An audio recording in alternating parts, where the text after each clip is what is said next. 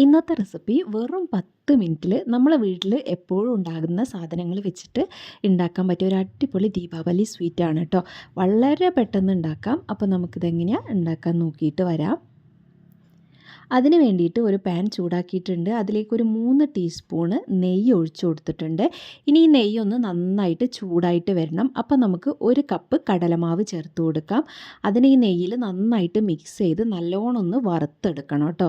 Law ഫ്ലെയിമിൽ വെച്ച് നന്നായിട്ട് തന്നെ വറുത്തെടുക്കുക. അത് നന്നായിട്ട് വറുത്തെടുത്ത് കഴിഞ്ഞാൽ കുറേശ്ശെ പാലൊഴിച്ചിട്ട് ഇതുപോലെ മിക്സ് ചെയ്തിട്ട് കൊടുക്കുക കേട്ടോ.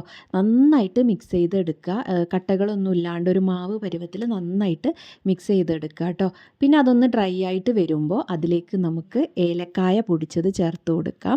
പിന്നെ നമുക്ക് ആവശ്യമായിട്ടുള്ള പഞ്ചസാര ചേർത്ത് കൊടുക്കാം. ഞാനിപ്പോൾ 4 ടീസ്പൂൺ പഞ്ചസാര ചേർത്ത് കൊടുത്തിട്ടുണ്ട്. ഇനി ഈ പഞ്ചസാര നന്നായിട്ട് ഇതിൽ മിക്സ് ആവുന്നത് വരെ നന്നായിട്ട് മിക്സ് ചെയ്ത് കൊടുക്കുക കേട്ടോ. നല്ല രീതിക്ക് മിക്സ് ചെയ്ത് ചട്ടിയിൽ നിന്നൊക്കെ ഇതുപോലെ പെട്ടെന്ന് വിട്ട് വരും കേട്ടോ. നമുക്ക് വെറും 10 മിനിറ്റും വേണ്ടാന്ന് എനിക്ക് തോന്നുന്നു. അത്ര എളുപ്പത്തിൽ ഉണ്ടാക്കാൻ പറ്റും. പിന്നെ നമുക്ക് ഇതിലേക്ക് കുറച്ച് അണ്ടിപ്പരിപ്പ് പൊടിച്ചതും കൂടെ ഇട്ട് കൊടുത്തിട്ടുണ്ട്.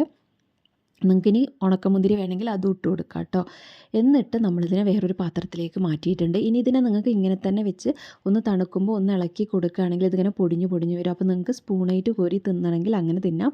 അതല്ലെങ്കിൽ ചെറിയൊരു ചൂടോടെ ഇതുപോലെ ഒന്ന് ബോൾസാക്കി എടുക്കുക. അപ്പോൾ നമുക്കൊരു ലഡുവിൻ്റെ പരുവത്തിന് കിട്ടും. എന്നിട്ട് ഇതിനെ ഞാനിപ്പോൾ ഒരു വെളുത്ത എള്ളിൽ ഒന്ന് കോട്ട് ചെയ്ത് കൊടുക്കുന്നുണ്ട് കേട്ടോ. ഇത് കാണാൻ ഭംഗിക്ക് വേണ്ടി മാത്രമാണ്. ഇത് ഒരിക്കലും നിർബന്ധമുള്ള കാര്യമല്ല. നിങ്ങളുടെ അടുത്തുണ്ടെങ്കിൽ മാത്രം ചെയ്താൽ മതി കേട്ടോ. അപ്പോൾ എല്ലാം ഞാനിതുപോലെ ഉരുട്ടിയിട്ട് ഇതുപോലെ ഒന്ന് കോട്ട് ചെയ്ത് എടുത്തിട്ടുണ്ട്. അപ്പോൾ നമ്മുടെ അടിപൊളിയായിട്ട് ദീപാവലി സ്വീറ്റ് റെഡി ആയിട്ടുണ്ട് കേട്ടോ. ഇത് ഞാനൊന്ന് നിങ്ങൾക്കൊന്നിങ്ങനെ കട്ട് ചെയ്തിട്ട് കാണിച്ചു തരാം. അതിൻ്റെ ഉള്ളൊക്കെ എത്രത്തോളം നല്ല പെർഫെക്റ്റ് ആയിട്ടാണ് ഇരിക്കുന്നത് എന്നുള്ളത്. അപ്പോൾ വളരെ എളുപ്പമല്ലേ. എല്ലാവരും ഈ ദീപാവലിക്ക് ഇതൊന്ന് ട്രൈ ചെയ്ത് നോക്കാം കേട്ടോ. ഇഷ്ടമായ സബ്സ്ക്രൈബ് ചെയ്യുക, ലൈക്ക് ചെയ്യുക, ഷെയർ ചെയ്യുക. താങ്ക്